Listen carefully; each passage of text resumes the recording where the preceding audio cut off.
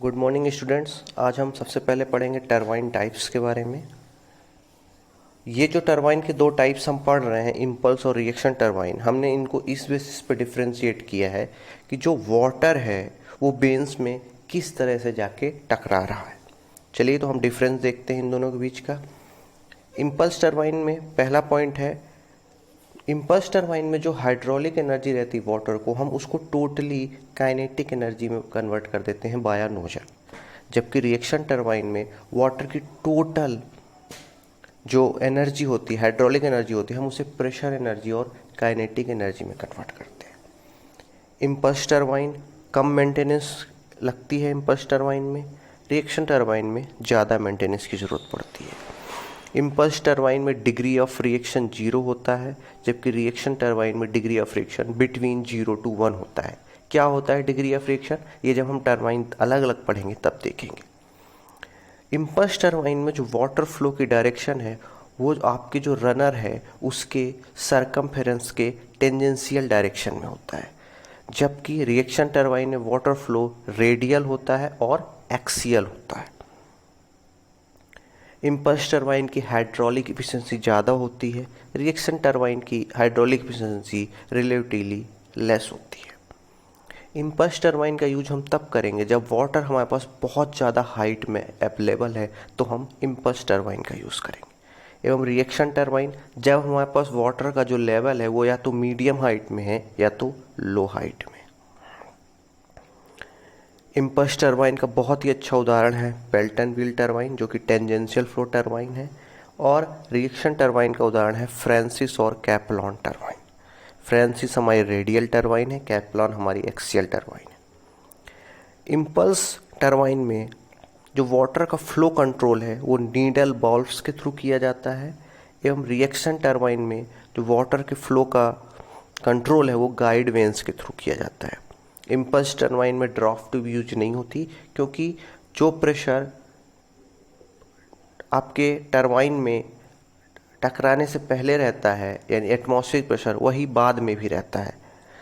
जबकि reaction turbine में जो इनिशियली प्रेशर रहता है वो ज़्यादा रहता है, एवं जब हमारा जो पानी है वो रनर ब्लेड से टकराने के बाद बाहर निकलता है तो उसका जो प्रेशर रहता है वो एटमॉस्फेरिक प्रेशर से कम हो जाता है, जिसके कारण कैविटेशन की पॉसिबिलिटी रहती है, इसलिए वहाँ पे ड्राफ्ट ट्यूब का यूज़ करते हैं।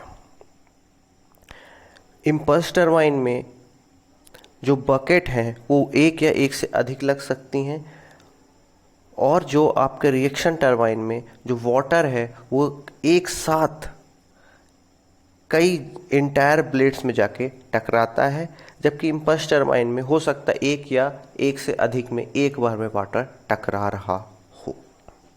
ठीक, तो ये हो गया हमारा डिफरेंस इम्पल्स टरबाइन और रिएक्शन टरबाइन। काफ़ी इंपॉर्टेंट डिफरेंस है, इसलिए इसको मैंने नोट डाउन कर दिया। अब हम देखते हैं पेल्टन टरबाइन। तो ये है पेल्टन टरबाइन का एक चित्र जो कि हमारे लिए बहुत ही इम्पॉर्टेंट है। ये हमको बता रहा है कि पेल्टन टरबाइन में कौन कौन से पार्ट्स होते हैं, इम्पॉर्टेंट पार्ट्स होते हैं, और उनकी वर्किंग भी हम आगे पढ़ेंगे। तो सबसे पहले हम पेल्टन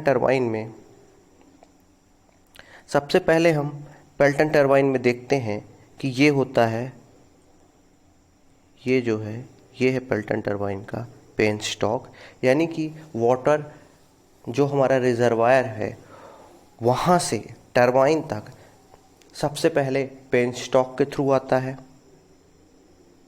फिर जो वाटर आता है उस पे लगा होता है नोजल, यानी कि पेन स्टॉक पे क्या लगा होता है, नोजल। ये लगा हुआ है पेन स्टॉक में नोजल। नोजल का क्या कार्य है, नोजल जो वाटर आ रहा है उसकी काइनेटिक एनर्जी को बढ़ा देता है। क्यों, काइनेटिक एनर्जी कैसे बढ़ती है, जो नोजल का डाया है वो कम होता है, और जब डायमीटर कम होता है तो हमारी वेलोसिटी बढ़ जाती है। तो नोजल का डायमीटर जो है वो इतना हो जाता है जिस कारण से वाटर की वेलोसिटी बढ़ जाती है। फिर नोजल में ही लगा होता है स्पीयर, ये है स्पीयर। ठीक, स्पीयर का क्या कार्य है, अभी हम हर पार्ट्स के अलग अलग कार्य देखेंगे। ठीक है। स्पेयर का क्या कार्य है? स्पेयर बेसिकली पेनस्टॉक से जो वाटर आता है उसके फ्लो को कंट्रोल करता है। यानी कि हम स्पेयर को अगर रोटेट करके नोजल के जो होल है उसमें डाल देंगे तो इस कारण से वो होल बंद हो जाएगा और हमारा जो वाटर है वो आके हमारे वेन्स की या वेन्स पे नहीं टकराएगा। ठीक है। फिर एक बहुत ही इम्पोर्टेंट पार्ट होता है केसिंग। ये है हमारी वेन्स और ये तो हमें समझ में आ ही गया कि नोजल के थ्रू जेट ऑफ वाटर निकलती हैं और वेन्स पे टकराती हैं। ठीक। तो सबसे पहले क्या होता है, हाई लेवल से वाटर पेनस्टॉक के थ्रू आता है और वो नोजल से निकलता है और नोजल से jet of water high velocity पे निकलकर रनर के वेन्स पे टकराती हैं, जिसके कारण से रनर्स की बेल्ट जो वेन्स रहती हैं उनमें रोटेशनल वेलोसिटी आती है और वो रोटेशनल वेलोसिटी को हम अदर फॉर्म ऑफ एनर्जी में जनरेटर के थ्रू कन्वर्ट कर देते हैं। वो एनर्जी हमारे लिए यूजफुल रहती है। ठीक।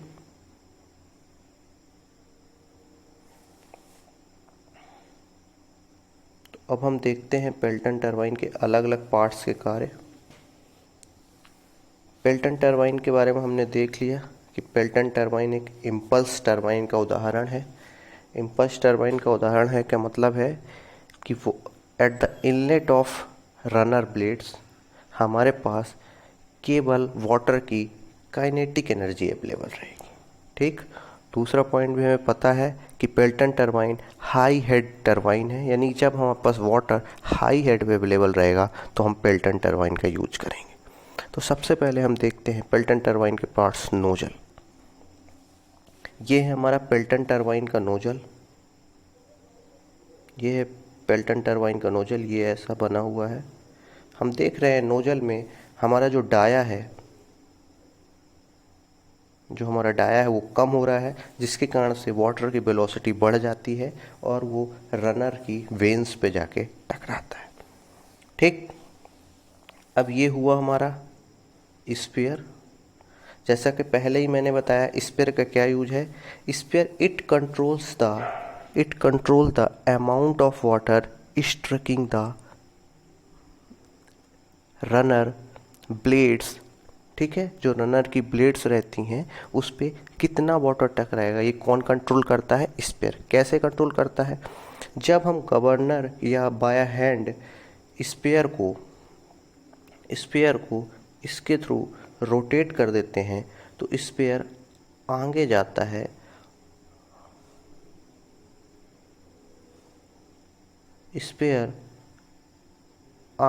है और नोजल के एग्जिट के डाया को बंद कर देता है, जिसके कारण से नोजल के थ्रू वाटर बाहर नहीं निकल पाता और वो रनर की ब्लेड्स में नहीं टकराता, जिसके कारण से ब्लेड्स घूमना बंद कर देती हैं।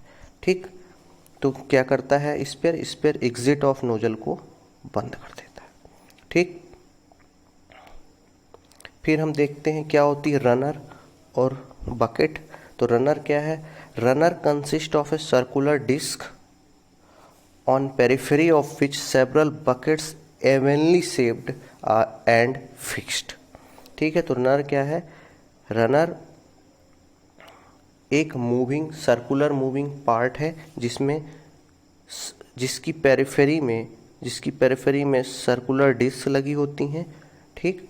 और ऐसी कई सर्कुलर डिस्क के सेवरल बकेट्स लगी होती हैं जो कि फिक्स्ड, इनके बीच का जो डिस्टेंस रहता है, अलग अलग बकेट्स के बीच का जो डिस्टेंस रहता है वो कांस्टेंट रहता है और वो जो बकेट्स हैं वो रनर की सरकमफेरेंस में फिक्स रहती हैं। ठीक है। अब दूसरी बात, ये जो बकेट्स हैं इनका जो शेप होता है, shape of bucket is of double hemispherical cup और बाउल। अब हम देखते हैं बकेट किस टाइप की होती हैं। तो ये होती हैं हमारी बकेट्स। हमारी बकेट्स इस तरह की रहती हैं। जो बकेट्स के सेंटर का पॉइंट होता है वो है स्प्लिटर, और स्प्लिटर का क्या काम है? ये स्प्लिटर क्या करता है? ये बकेट्स के ऊपर वाले पार्ट और जो बकेट्स के नीचे वाले पार्ट यानी इस वाले पार्ट और इस वाले पार्ट को स्प्लिट करता है। और कैसे स्प्लिट करता है कि दोनों सेम साइज के होते हैं, सेम शेप के होते हैं। ये देखिए यहाँ पे लिखा हुआ है कि splitter divides jet into 2 equal parts. ठीक है, स्प्लिटर के कारण ये दोनों इक्वल पार्ट्स में डिवाइड हो जाते हैं। इसका हमें एक प्रॉफिट मिलता है कि जो बाई डायरेक्शन में जो वाटर के कारण फोर्स लगता है वो एक दूसरे को बैलेंस कर जाता है और हमारा जो टरबाइन की ब्लेड्स हैं वो इक्विलिब्रियम में रहती हैं इन बाई डायरेक्शन। ठीक, अब बकेट का मटेरियल क्या है? तो bucket is made of cast iron और स्टेनलेस स्टील, ये हमें ध्यान रखना है। ठीक है, अब हमारे पास एक पार्ट आता है केसिंग। तो क्या है केसिंग और क्या है इसका कार्य? तो casing to control splashing of water. तो केसिंग का जो मेन कार्य है आपके पेल्टन टरबाइन में, तो ये वाटर जो है जब रनर की ब्लेड्स या बकेट से टकराता है तो ये बाहर निकल के इधर उधर नहीं जाए, तो वाटर की जो स्प्लेसिंग है उसको कंट्रोल करता है। दूसरा, केसिंग जो है act as a safeguard against accident, यानी जो हमारी जो टरबाइन है, पेल्टन टरबाइन है, उसके रनर को, उसकी ब्लेड्स को फिजिकल डैमेज होने से बचाता है। ठीक है, और केसिंग का मटेरियल क्या होता है? Cast iron. अब एक इम्पॉर्टेंट पार्ट्स है इसमें, ये है ब्रेकिंग जेट। इसके लिए मैं पुनः आपको डायग्राम दिखाता हूँ कि क्या है ब्रेकिंग जेट। तो ब्रेकिंग जेट कुछ नहीं है, यहाँ पे एक ब्लेड्स, यहाँ पे एक ब्लेड्स टाइप की रहती हैं और इनके थ्रू जब हमें टरबाइन की वेन्स को रोकना रहता है, तो मैंने पहले ही बताया कि हम स्पेयर को आगे कर देते हैं जिससे ये आपके नोजल के एग्जिट डाया को बंद कर देता है। ठीक, लेकिन ड्यू टू इनर्शिया आपकी जो वेन्स हैं वो अभी भी घूमती रहती हैं, यानी कि सिर्फ स्पेयर की हेल्प से हम विद इन नो टाइम या कम समय में रनर की वेन्स को मूव करने से नहीं रोक सकते, रोटेट करने से नहीं रोक सकते। उसके लिए हम क्या यूज़ करते हैं? उसके लिए हम यूज़ करते हैं अपना ब्रेकिंग जेट। उसके लिए हम क्या यूज़ करते हैं? Braking jet. तो ब्रेकिंग जेट की क्या लोकेशन रहती है? ब्रेकिंग जेट यहाँ पे पाइप की तरह रहता है जिससे जब हमें रनर की बेन्स को रोटेट करने से रोकना रहता है तो हम अपोजिट डायरेक्शन में वाटर गिराते हैं। अपोजिट डायरेक्शन में हम वाटर गिराने लगते हैं, जिसके कारण वेन्स में अपोजिट डायरेक्शन से फोर्स लगता है और जो उसकी रोटेशनल वेलोसिटी रहती है वेन्स की ड्यू टू इनर्शिया वो कम हो जाती है। ठीक, तो ब्रेकिंग जेट क्या है एक बार हम और पढ़ लेते हैं। To control revolving of runner due to inertia after spear control the water flow from nozzle. ठीक,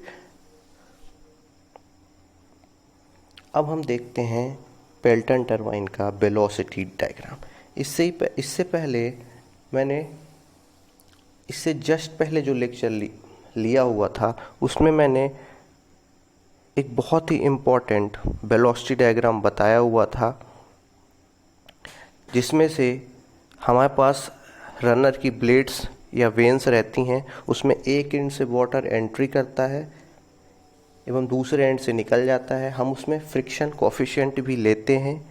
ठीक है, तो वो जो केस था वो हमारे लिए किसी भी टरबाइन के केस के लिए वेलोसिटी डायग्राम बनाने के लिए बहुत ही ज़्यादा इम्पोर्टेंट है। ठीक है, तो अब हम वेलोसिटी डायग्राम देखते हैं पेल्टन टरबाइन के लिए। तो पेल्टन टरबाइन में क्या होता है कि सबसे पहले v वेलोसिटी से इस v वेलोसिटी से वाटर आके वेन्स के सेंटर पे टकराता है। ठीक, वेन्स के सेंटर पे टकराता है एवं वाटर इस डायरेक्शन और इस डायरेक्शन से बाहर निकल जाता है। वाटर इस डायरेक्शन और इस डायरेक्शन से बाहर निकल जाता है। ठीक, तो पहली चीज़ हमें पता चल गई। अब अगर हम वाटर का मास देखना चाहें तो मास यहाँ क्या होगा, क्या मास रहता है जो वाटर आके टकराता है, उसका मास होता है रो यानी density A into area of cross section of nozzle into V1 यानी वाटर की इनिशियल वेलोसिटी, यानी वाटर जिस वेलोसिटी से हमारे रनर्स की ब्लेड को अप्रोच करता है। ठीक, अब मैंने इससे पहले जो केस बताया हुआ था, जो इससे जस्ट पहले लेक्चर में, सेम कंसेप्ट यहाँ पे लगेगा। अब हमारा यहाँ जो रनर की जो ब्लेड्स हैं वो एक पर्टिकुलर u वेलोसिटी से मूव कर रही हैं, यानी कि यहाँ पे रिलेटिव वेलोसिटी का कंसेप्ट आएगा। ठीक, हमने मान रखा है कि जो एंट्री पे और एग्जिट पे जो u रहेगा यानी वेलोसिटी ऑफ ब्लेड्स रहेंगी वो इक्वल रहेंगी, यानी कि हमारा जो हो जाएगा u1 और u2 बराबर होगा, जो कि पाई डी एन अपॉन 60 के बराबर होगा, जहाँ पे n क्या है, कितने राउंड पर मिनट से हमारी जो ब्लेड्स हैं वो रोटेट कर रही हैं। ठीक, तो हमें दो चीज़ पता चल गई कि क्या मास होगा और u1 u2 क्या होंगे। अब हम आते हैं रिलेटिव वेलोसिटी कंसेप्ट में। अब हमारा जो वाटर है वो v वेलोसिटी से आ रहा है, वाटर हमारा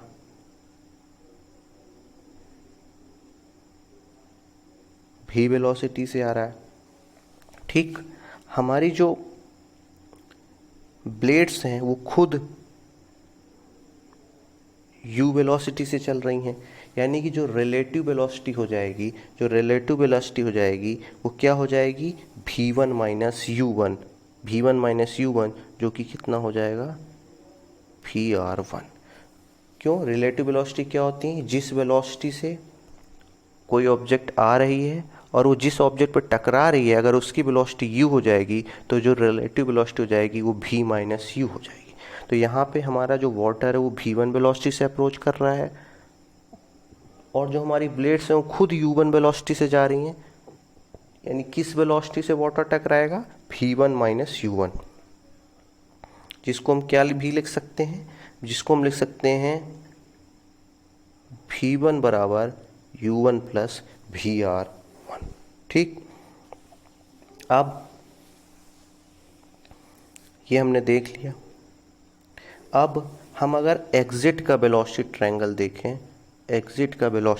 देखें, तो मैंने पहले ही बताया था पिछले लेक्चर में कि vr यानी कि जो रिलेटिव वेलोसिटी एग्जिट पे रहेगी वो क्या रहेगी, वो जो सरफेस रहेगा हमारी ब्लेड्स के, जो सरफेस रहेगा उसके पैरेलल निकलेगा, यानी कि जो vr रहेगा पैरेलल टू दिस सरफेस निकलेगा, यही हो गया हमारा vr2।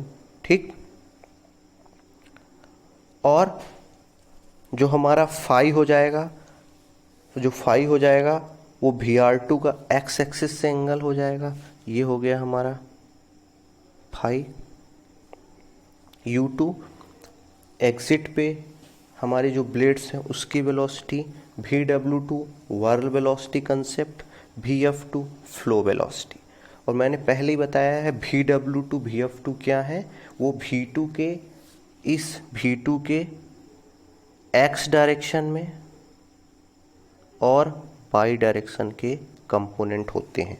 तो vwt क्या होता है, v2 का x डायरेक्शन का कंपोनेंट, और vf2 क्या होता है, v2 का y डायरेक्शन का कंपोनेंट।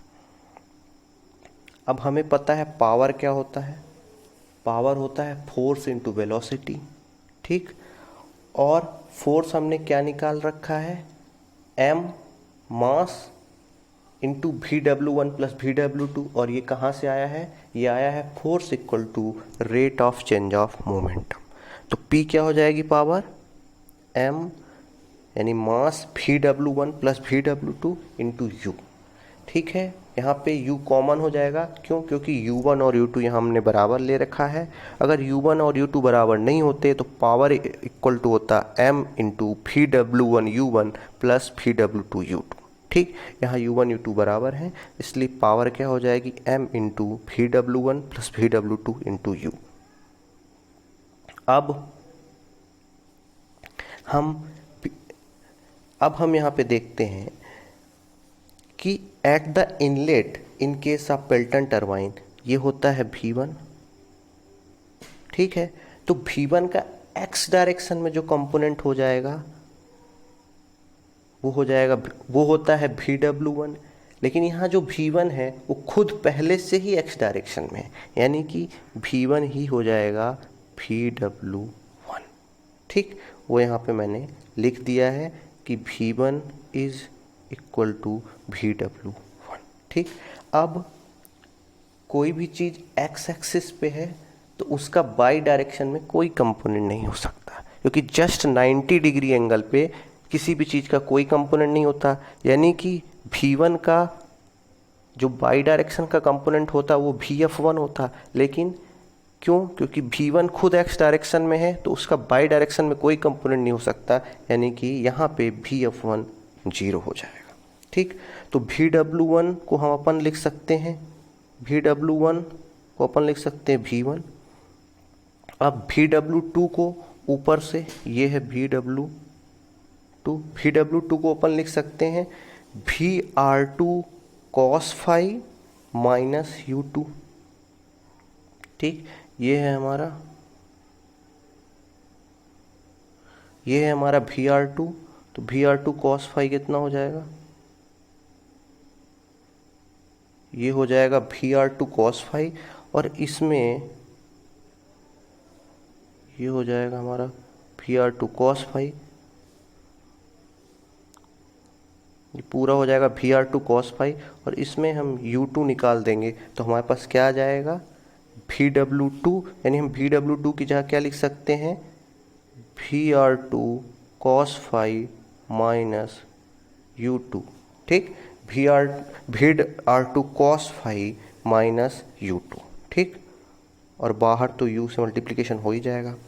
हमने स्मूथ वेन्स ले रखे हैं, यानी कोई फ्रिक्शन कंसीडर नहीं कर रखा है पेल्टन टरबाइन के केस में। तो VR1 और VR2 अगर हमने कोई फ्रिक्शन कंसीडर नहीं किया हुआ है तो इक्वल हो जाएंगे, यानी कि इफ़ स्मूथ वेन्स तो VR1 बराबर VR2। तो जो ये वाली इक्वेशन है हमारी, ये इक्वेशन है वो हो जाएगी M VR1 into U 1 plus cos phi, ठीक। अब VR1 को यहाँ पे U1 और U2 बराबर हैं तो वो कट जाएंगे। तो VR1 को अपन, ये है VR1 को अपन लिख सकते हैं V1 माइनस U, ठीक। ये पूरा V1 है और ये डिस्टेंस हमारी U1 है। हम इन दोनों को घटा देंगे तो VR1 आ जाएगी, जो कि इस डायग्राम से यहाँ पे दिख भी रहा है। तो यानी कि जो पावर है वो आ जाएगी M into V1 minus U into U1 plus cos phi. ये रनर की टोटल पावर है जो हमारा पेल्टन टरबाइन के केस में आती है। अगर हमें मेन इक्वेशन याद है, यानी power equal to M VW1 plus VW2 into U, तो हम वेलोसिटी ट्रायंगल से इनलेट और एग्जिट के आसानी से power equal to M dot into V1 minus U into U1 plus cos phi निकाल सकते हैं। अब वाटर पावर, यानी कि वाटर के पास जब वह नोजल से निकल रहा है, यानी कि टरबाइन की ब्लेड्स पे टकराने वाला है, तो उस समय वाटर के पास कितनी पावर थी, ठीक। तो उस समय वाटर के पास कितनी पावर थी? mg इंटू एच नेट या हाफ mv1 स्क्वायर, ठीक। mg इंटू एच नेट का मतलब है वाटर की टोटल पोटेंशियल एनर्जी, और हमें पता है कि हम वाटर की टोटल पोटेंशियल एनर्जी को पेल्टन टरबाइन के केस में, वाटर की टोटल पोटेंशियल एनर्जी को पेल्टन टरबाइन केस में काइनेटिक एनर्जी में कन्वर्ट कर देते हैं, ठीक है। तो यानी कि यहाँ पे mg H net equal to half mv1 square हो जाएगा। एच नेट का मतलब एच ग्रॉस, यानी कि टोटल हेड कितना था, माइनस पेन स्टॉक में फ्रिक्शन के कारण कुछ लॉस होगा तो उसको हम घटा देंगे, तो जो हेड आएगा हम उसको कहेंगे एच नेट, ठीक है। तो ये कौन सी पावर है? ये जो पावर वाटर लेके आया था अपने साथ, ठीक है। और ये पावर कौन सी है, ये पावर कौन सी है, जो पावर वाटर ने रनर को दी है। ठीक है, ये हमें ये दोनों पावर ध्यान रखनी। अब कुछ इंपॉर्टेंट टर्म्स हैं पेल्टन टरबाइन में जो हमें जानना जरूरी है। ग्रॉस हेड क्या होता है, difference between head race level and tail race level. ठीक है, ये ग्रॉस हेड है, मतलब ये इंपॉर्टेंट हेड होना चाहिए था अगर पेन स्टॉक पे फ्रिक्शन नहीं होता, लेकिन ऐसा नहीं है। पेन स्टॉक में फ्रिक्शन होता है, वाटर फ्लो करता है तो फ्रिक्शन आता है। इस केस में जो नेट हेड हो जाता है वो एच ग्रॉस माइनस FL_V²/2GD जो कि फ्रिक्शन का फॉर्मूला होता है, यानी कि हेड लॉस फ्रिक्शन कण जो होता है उसका फॉर्मूला होता है FL_V²/2GD। अब हम इस चीज़ को समझते हैं कि क्या है ग्रॉस हेड और क्या है नेट हेड। अब हम इसको समझने के लिए मैं यहाँ पे डायग्राम बना रहा हूँ। माना कि ये हमारे पास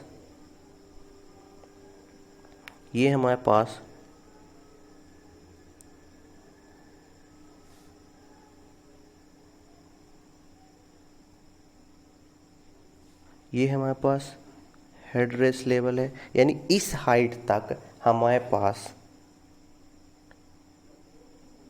टैंक में पानी है। ठीक है, इस हाइट तक हमारे पास टैंक में पानी है। ठीक, अब यहाँ नीचे से पेन स्टॉक लगा हुआ है, नीचे से पेन स्टॉक लगा हुआ है और यहाँ पे लगी हुई है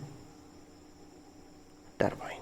ठीक, और वाटर यहाँ से ऐसे करके निकल रहा है और ये लाइन हो गई टेल रेस। ठीक है, यानी कि पानी का ये मैक्सिमम हेड है, यानी इतनी ऊंचाई तक पानी था और पानी आकर ऐसे टेल रेस पे लग रहा है, यानी ये हेड रेस हो गया हमारा। ठीक है, और ये टेल रेस हो गया। तो ये जो है हमारी पूरी ये लाइन, इतना हेड हमारे पास होना चाहिए था। ठीक, लेकिन ये अगर हेड रेस लेवल है, ये टेल रेस लेवल है, हमारे पास इतना पानी होना चाहिए था, इतनी हाइट का पानी होना चाहिए था, लेकिन इन दोनों के बीच लगा हुआ है पेन स्टॉक। क्यों? क्योंकि जो हमारा रिजर्वायर है वहाँ से पानी आता है पेन स्टॉक के थ्रू, वो टरबाइन से टकराता है और टेल रेस पे जाता है। तो इस पेन स्टॉक में क्या होगा, फ्रिक्शन होगा। पेन स्टॉक में होगा फ्रिक्शन, तो जो हेड रहेगा टोटल हमारे पास उतनी पोटेंशियल एनर्जी हम यूज नहीं कर पाएंगे। क्यों? क्योंकि कुछ पोटेंशियल एनर्जी जो है फ्रिक्शन को ओवरकम करने में ख़त्म हो जाती है, इसलिए हमारे पास जो नेट हेड रहता है वो H ग्रॉस माइनस FL_V²/2GD रहता है। अगर फ्रिक्शन नहीं रहता तो हमारा जो नेट हेड है वो H ग्रॉस के बराबर हो जाता। ठीक है, लेकिन यहाँ पे फ्रिक्शन पाया जाता है, इसलिए हमारा जो नेट हेड है वो आएगा H ग्रॉस, यानी कि head race level minus tail race level की हाइट का difference minus friction in penstock. ठीक, अब हम देखते हैं कुछ इफिशिएंसी टरबाइन में जो कि बहुत ही इंपॉर्टेंट है न्यूमेरिकल पॉइंट ऑफ व्यू से। सबसे पहले हम देखते हैं हाइड्रोलिक इफिशिएंसी, जिसको हम NH से डिनोट करते हैं, NH से। ठीक है, हाइड्रोलिक इफिशिएंसी क्या होती है, runner power upon water power. जैसा ही मैंने बताया कि हमारे पास एक होता है वाटर पावर, यानी ये हो गया हमारे पास वाटर पावर। ठीक, और ये होता है हमारा रनर पावर, यानी कि कितना वाटर पावर हमने रनर पावर करने में कन्वर्ट किया, उस इफिशिएंसी रनर पावर में कन्वर्ट करने में हम सक्सेसफुल हुए हैं, वो चीज़ हमको क्या बताती है, हाइड्रोलिक इफिशिएंसी, यानी कि runner power upon water power. ठीक, फिर होती है मैकेनिकल इफिशिएंसी, यानी कि soft power upon runner power. अब हमारे जो वाटर ने रनर पावर तो दे दी रनर की ब्लेड्स को रोटेट करके, लेकिन जनरेटर के थ्रू वो रनर पावर को हम कन्वर्ट करते हैं इलेक्ट्रिसिटी में।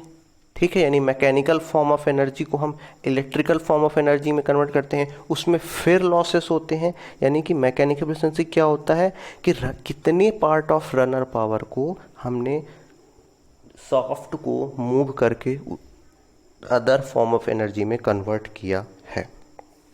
ठीक, और जो ये सॉफ्ट पावर है यही एक्चुअल पावर है, क्योंकि हम यही पावर यूज़ कर पाएंगे।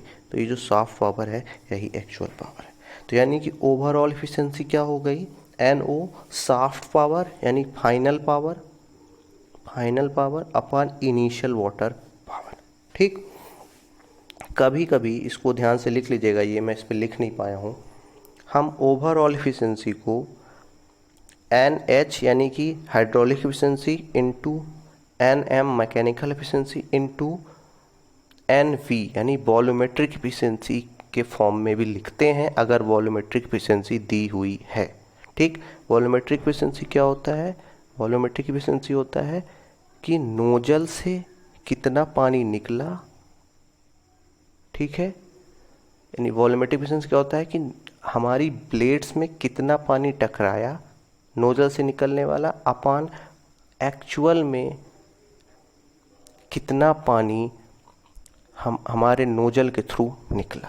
यानी कि कितना पानी टकराया रनर की ब्लेड्स में अपान कितना पानी निकला, इन दोनों के रेशियो को हम क्या कहेंगे, वॉल्यूमेट्रिक एफिशिएंसी। तो अगर वॉल्यूमेट्रिक एफिशिएंसी दी हुई है तो हमारी ओवरऑल एफिशिएंसी का फार्मूला क्या हो जाएगा, N hydraulic efficiency into N mechanical efficiency into N volumetric efficiency. ठीक, अब हम देखते हैं हाइड्रोलिक एफिशिएंसी पेल्टन टरबाइन का, तो हो जाएगी जो हमको रनर पावर मिली है mv1 minus u 1 plus cos phi अपान हमारे पास वाटर की कितनी पावर अवेलेबल थी, हाफ mv1 स्क्वायर। तो NH हो जाएगा 2u v1 minus u 1 plus cos phi अपन v1 स्क्वायर। अब अगर अपन को देखना है कि मैक्सिमम हाइड्रोलिक एफिशिएंसी हम कितनी पा सकते हैं, तो हमारे पास मैक्सिमम हाइड्रोलिक एफिशिएंसी इस फॉर्मूले से, मैक्सिमम हाइड्रोलिक एफिशिएंसी इस फॉर्मूले से तभी निकलेगी यदि v1 इक्वल टू 2 म्यू हो जाए।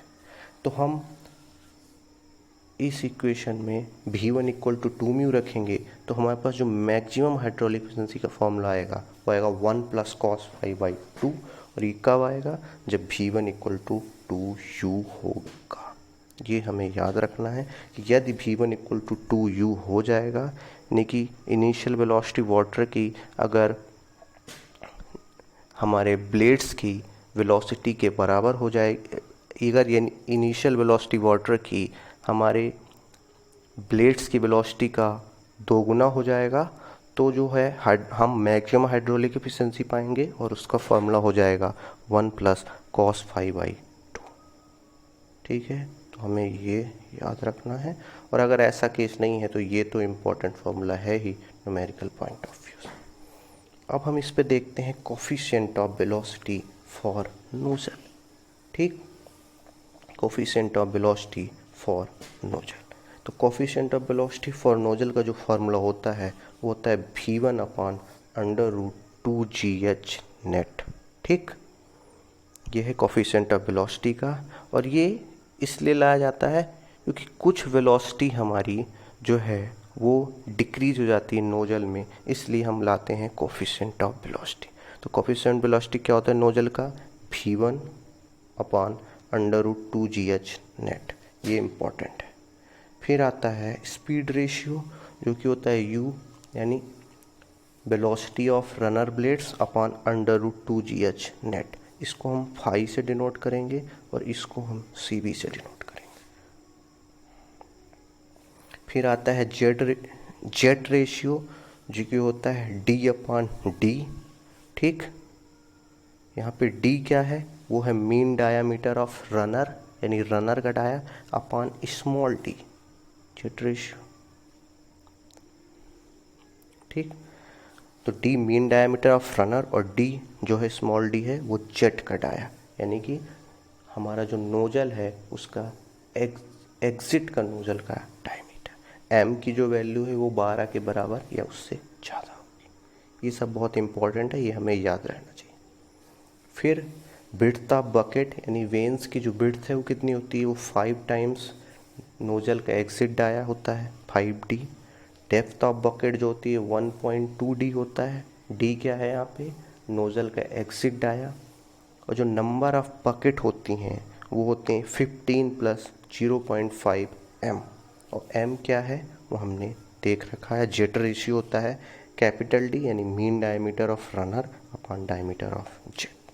ठीक, ये है हमारी पेल्टन टरबाइन की इम्पॉर्टेंट लेक्चर। ये बहुत ही ज़्यादा इम्पॉर्टेंट है पेल्टन टरबाइन।